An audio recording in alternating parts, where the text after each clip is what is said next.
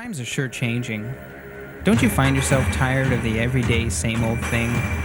Does each new day seem routine and boring? Don't you feel that music's just somehow going straight down the tubes?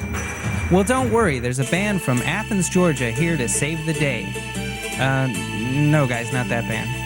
Yes, that's right, the B-52's are here to save the day. After a 3-year layoff, they're back with a strong new album, Cosmic Thing.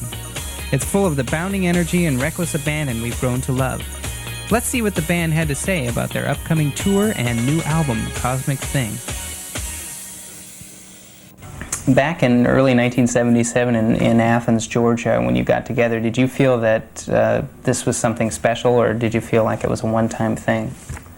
I knew when we were doing it that it was something really special and positive, and it's had a good effect on my life, and I love playing music with the band. You're such an original group. Who are some of your influences? Nino Rota, who wrote all the soundtracks for Fellini movies, and Ima Sumac, and Yoko Ono, and Dusty Springfield, and James Brown, and Junior Walker, and Captain Beefheart, and just the list goes on and on. And we used to listen to Aku Pygmy music a lot.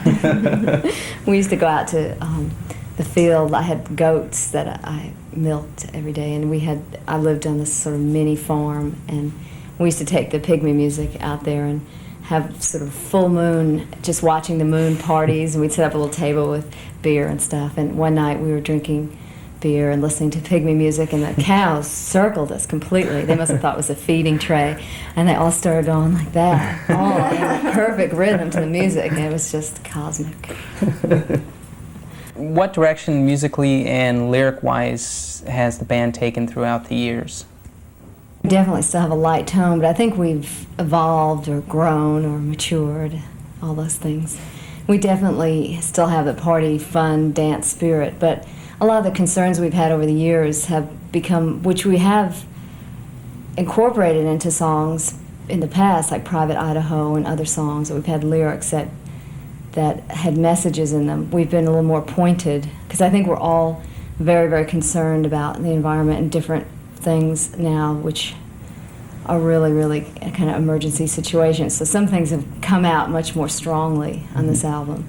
But we definitely have really dance party songs like Love Shack, and we have a lot of songs that sort of are nostalgic, that go back to the way we lived in Athens and that kind of spirit. And a lot of the songs are kind of almost cinematic, like going back, painting a picture of sort of life. So a scene from the life of you've kept that tone through the years then? Yeah, we noticed that there was a theme developing when we started writing this album. Had a very rural, kind of southern, dusty feeling to it, and we kind of noticed that theme happening, and then we were sequencing the album. We were up about 4 a.m. in the studio with Niall and trying to put, it's this one and that one and this one. And Keith went back to his hotel room and figured it all out, discovered the theme, the true sequence, and he sort of saw it as a journey. If you'd like to continue on that journey and tell how you saw it. I think it's there. I don't know. I think it's a journey. I mean, I felt like when you pieced it together, the side one sort of reflects the rural aspects. The imagery is a lot of, like we said before, rural, southern aspects. Junebug, which is about the river, and this wonderful character, Junebug, who makes a big splash. Dry County, it really sets the tone for the side one. Side two with Rome, it sort of suggests a departure from that, and then we go on through side two. Channel Z, which is I guess next is Bushfire, which is kind of a journey into some dark section. Yeah, mythological forest there. Where it's sort of it's an odd song there. It's sort of full of repulsion and attraction at the same time. And Channel Z, which is our environmental anthem, and Topaz, which is sort of a vision of the future, and Follow Your Bliss as well. as the end. Your new stage lineup features a couple new musicians, additions to the band. What can we expect on this tour? we'll be able to do more songs from the past couple of albums that might have been limited. You know, we might have felt limited technologically, but with the new musicians, we'll be able to really make the more recent songs that we didn't do, you know, sound, you know, good, like on the record and all that. And Are you going to play some older songs from the original, Yeah. like the songs first from every album? album. Songs from every Definitely. album? Since we approached the album, the recording of the album live, and Don was and Nile Rodgers were both really into doing it that way, which was surprising since they have worked mainly, you know, they haven't worked with live bands that much recently. Right. I know Nile had done a lot of that in the past. But that we sang it live, at least to get the feel. We did the vocals over again later, but you know, we just did it all together. And also having a guitar bass, which I've always played the bass parts on a keyboard. Right. And it just really makes it sound so groovy.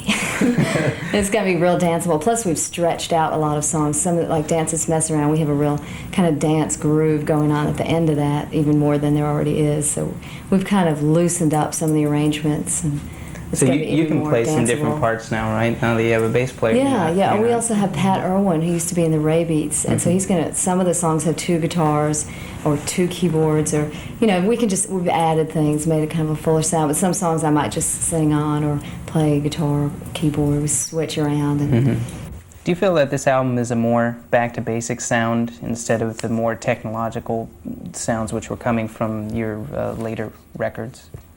Well, in a way, we decided we wanted to have more of a live sound, and so we did all the tracks with a rhythm section of live drums, a real bass instead of a keyboard bass, and the guitar. And so once the rhythm section created a real strong track, the vocalist would come in and we'd do our parts all together too.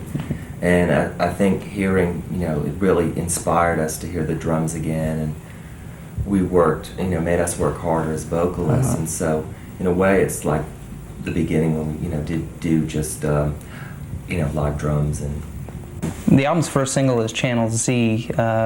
Who would like to set up that video for the song? How about you, Keith?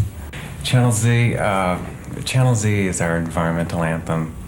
Is that fair to say that? sure. yeah, On this record, And it, you know, addresses a lot of problems and things that, you know, people can feel burdened with, you know, happening around us. But it also clearly states that we have the opportunity and the power to change these things. Humans are the cause of these problems, and we're also we can be a solution. So I hope it states that clearly. Let's see. Let's see.